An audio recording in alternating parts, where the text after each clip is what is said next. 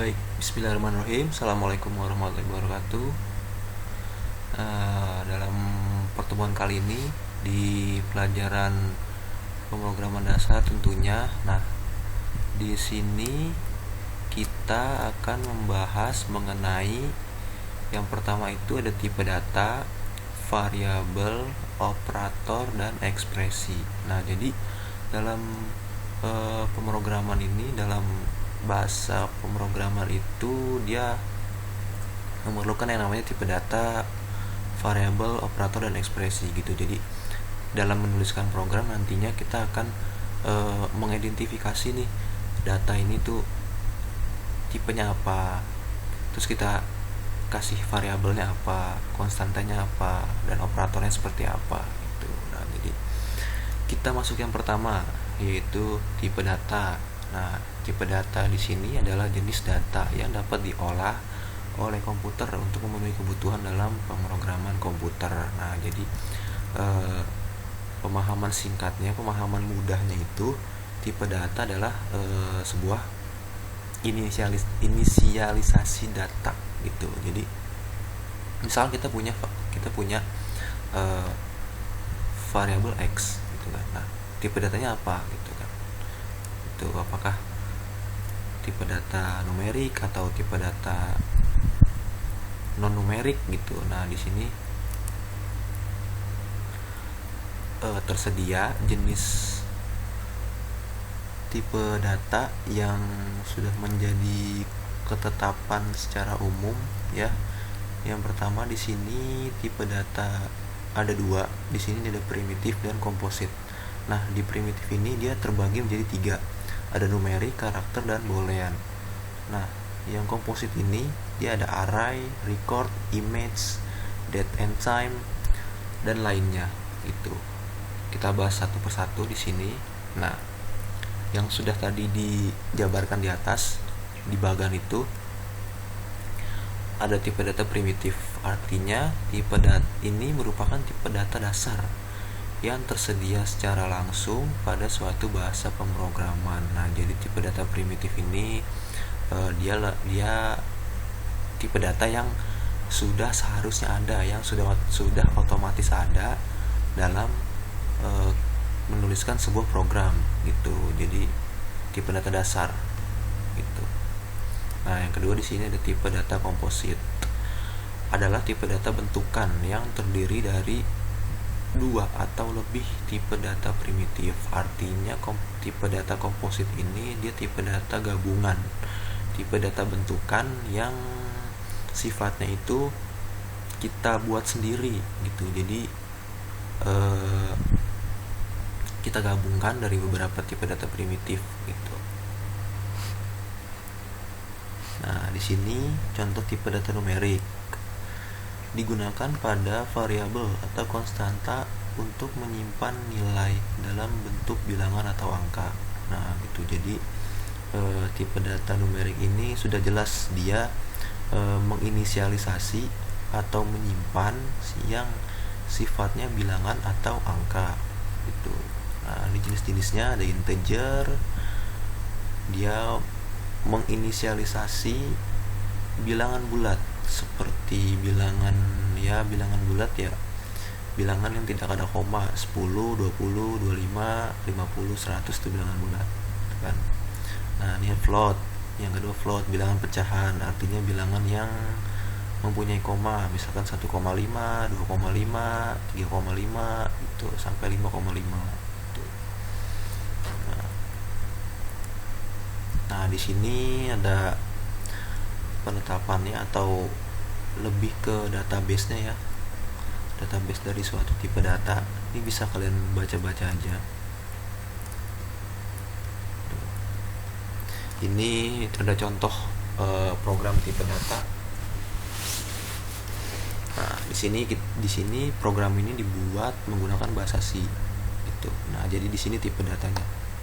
Nah, integer X, float Y, dan char Z. Nah, ketiga ini merupakan sebuah tipe data. Kita ke bawah lagi. Nah, X di sini bernilai 10. Artinya X di sini mempunyai tipe data integer. Nah, int ini maksudnya integer gitu dalam sebuah program. Nah, terus yang kedua ini variabel y, ada variabel y. Variabel ini diinisialisasi menggunakan tipe data float. Tipe data float yang artinya di sini nilainya 9,45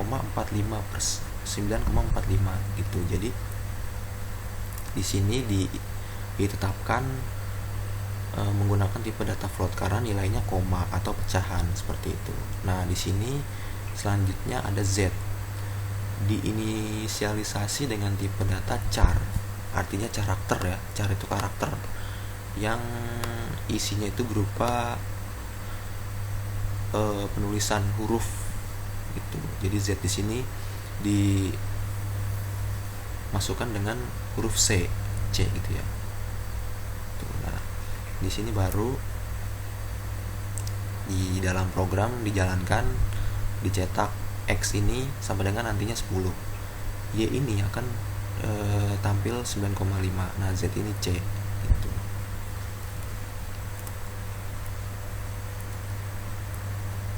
Nah, yang kedua di sini ada variabel. Variabel adalah tempat di mana kita dapat mengisi atau mengosongkan nilainya dan memanggil kembali apabila dibutuhkan. Nah, begitu. Jadi variabel di sini sebenarnya lebih ke identifikasi dalam kita membuat sebuah program gitu. Nah, variabel ini dia ada dua. Di sini ada variabel numerik dan variabel teks gitu. Nah, variabel di sini variabel numerik ya. Di sini variabel numerik ini dia lebih ke bilangan bulat, desimal, gitu kan. Nah, kalau variabel teks di sini itu lebih ke seperti ini nih, jenis motor, alamat rumah. Nah, ini dia menggunakan variabel teks atau variabel karakter yang sifatnya menggunakan karakter gitu. Nah, di sini ada contoh penamaan variabel yang benar. Di sini contohnya menggunakan variabel yang teks ya. Di sini ada nama mahasiswa, harga total. Nah, di sini ada variabel yang benar, ada variabel yang salah. Di sini kenapa salah? Karena di sini memakai spasi gitu. Jadi dalam sebuah menuliskan bahasa program itu dia nggak kenal yang namanya spasi. Jadi si software ini, si aplikasi ini dia nggak bisa mengidentifikasi spasi gitu. Jadi harus kita perhatikan juga dalam menuliskan program. Nah, pembuatan spasi ini kita tuliskan dengan underscore di bawah. Nah, ini underscore di bawah ini sama dengan itu sebagai spasi dalam sebuah program, atau dilangsungkan saja disambung seperti ini gitu. Kita balik lagi ke atas. Nah, di sini username, nama, harga total ini sebagai variabel gitu. Nah, kita lihat lagi ke atas. Nah, di sini juga X, Y, dan Z ini adalah sebuah variabel gitu. Jadi identifikasi variabel itu identifikasi ya, penetapan,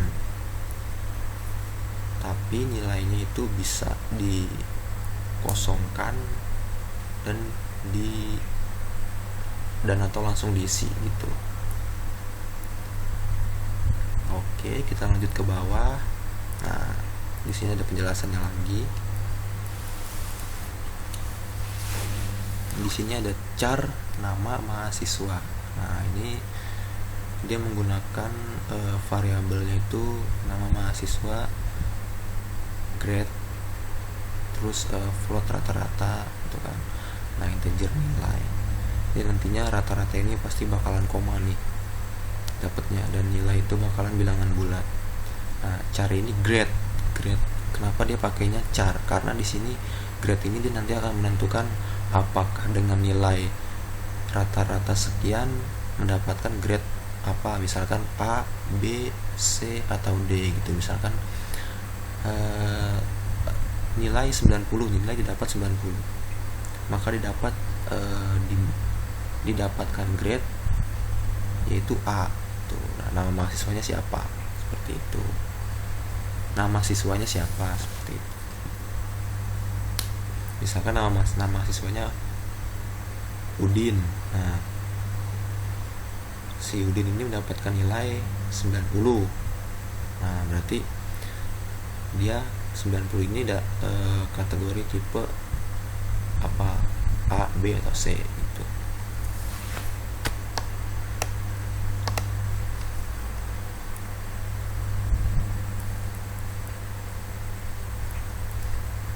Terus di sini ada konstanta.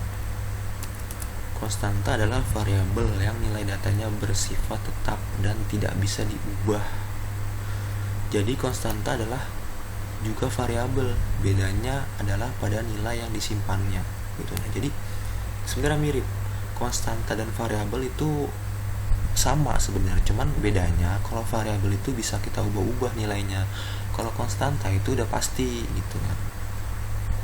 Udah pasti tetap. Jadi jika kita membuat program yang nilainya tetap atau variabel tetap, nah itu sudah dinamakan konstanta itu. Nah, contohnya seperti ini. Integer x, z, float y. Nah, di sini dia sudah menetapkan sebuah program untuk mengalihkan nilai x dan y, nilai 12 dan 2,15 gitu. Nah, jadi di sini dia sudah membuat konstanta x sama dengan 12, y itu sama dengan 2,15. Apakah ini bisa menjadi variabel? Bisa, sama saja. Cuman kita ubah lagi nilainya. Di sini atau 10 atau 10,5. Misalkan x-nya 10 atau y-nya 10,5 bisa tuh. Nah, jadi sama aja, cuman kita tergantung penggunaannya aja. Nah, nanti ini hasilnya setelah dieksekusi, hasilnya ini bisa kalian baca-baca lagi. Nah, terus di sini selanjutnya itu ada karakter. Bersama dengan tipe data numerik, karakter merupakan tipe data yang paling banyak digunakan. Tuh. Tipe data karakter disebut sebagai char atau string. Nah, yang tadi sudah dibahas ya di atas, sudah disinggung itu char apa gitu kan. Nah, di sini dia deklarasinya nih, contoh deklarasi tipe data dari karakter. Misalkan kita membuat program untuk mencetak tulisan "Hai, selamat menggunakan C++". Nah, ini adalah sebuah karakter, tipe data karakter ya.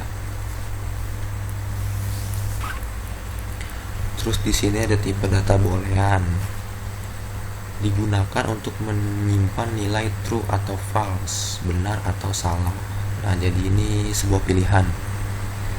Gitu. Nah, di contohnya di sini dia menggunakan if dan else, artinya if itu jika, else itu jika tidak ya. Nah, di sini contohnya misalkan if jika nilai lebih dari 60 maka keterangannya lulus ujian. Nah, jika tidak, jika kurang dari 60 maka tidak lulus gitu. Nah, itulah implementasi dari tipe data boolean. Dia itu lebih ke penggunaan sebuah pemilihan dan suatu pertanyaan gitu. If dan else.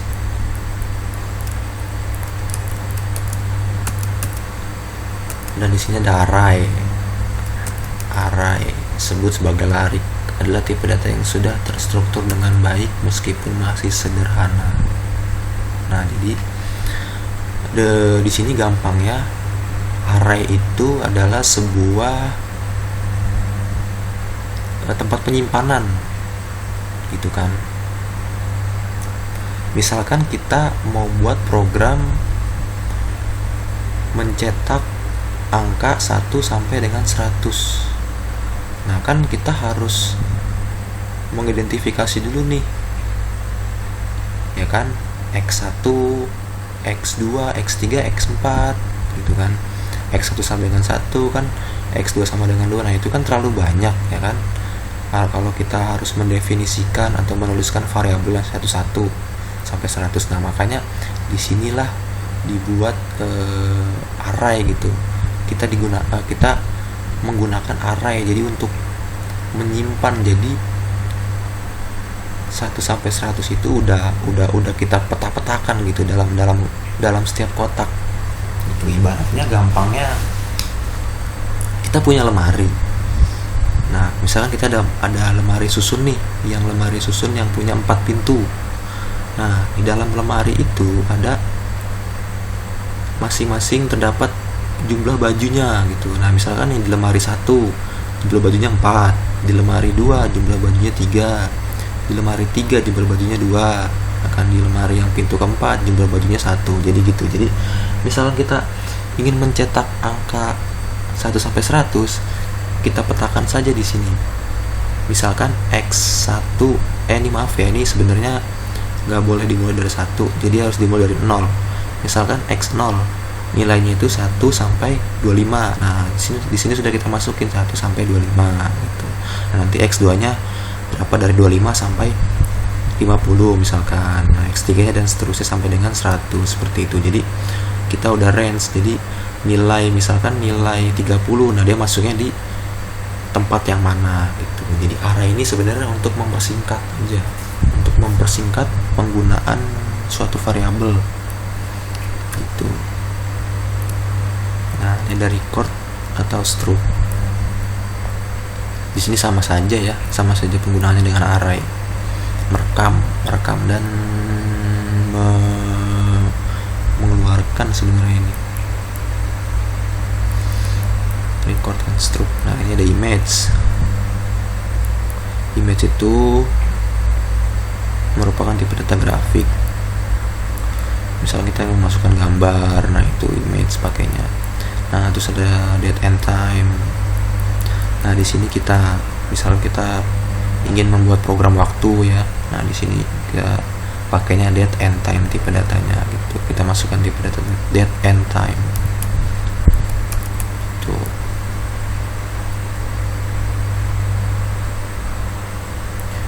Terus di sini ada subranks dan enumerasi. Nah, ini kalian bisa baca-baca aja. Sebenarnya sini kalau subrank ini kita misalkan tipe data bilangan yang mempunyai jangkauan nilai tertentu sesuai dengan yang ditetapkan programmer gitu. Jadi kita misalkan mau membuat range nilai ya, yang tadi sudah saya bilang sudah dicontohkan dengan array gitu. Misalkan kita punya nilai 1 sampai dengan 100, nah itu kan range yang kita gunakan gitu.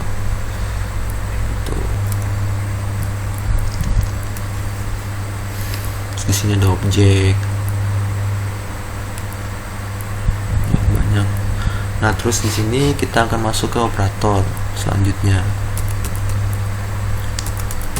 Jadi operator di sini banyak nih penggunaannya. Dalam sebuah program itu operator sangat diperlukan ya, karena untuk menghitung dia sifatnya operator itu.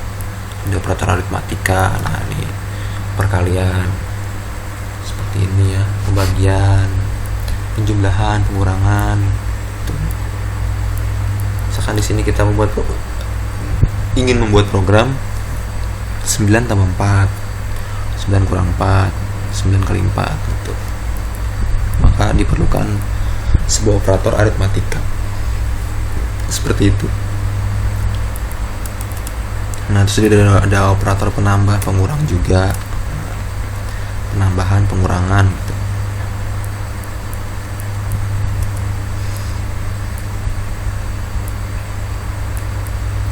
Bisa kalian pelajari lagi jika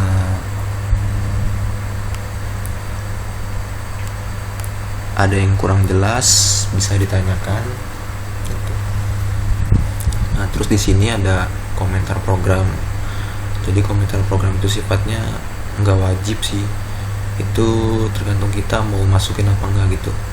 Sebenarnya lebih untuk mempermudah aja, misalkan kita udah buat program ini, maka kita kasih komentar, oh program ini untuk menentukan nilai ini gitu kan, program ini untuk menentukan nilai ini gitu. Jadi untuk memberi keterangan aja kalau komentar program itu, seperti itu.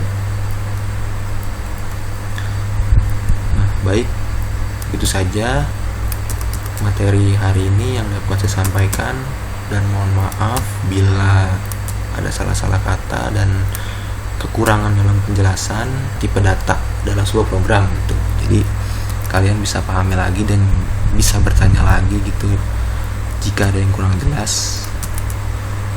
Itu saja, kurang lebihnya maaf. Assalamualaikum warahmatullahi wabarakatuh.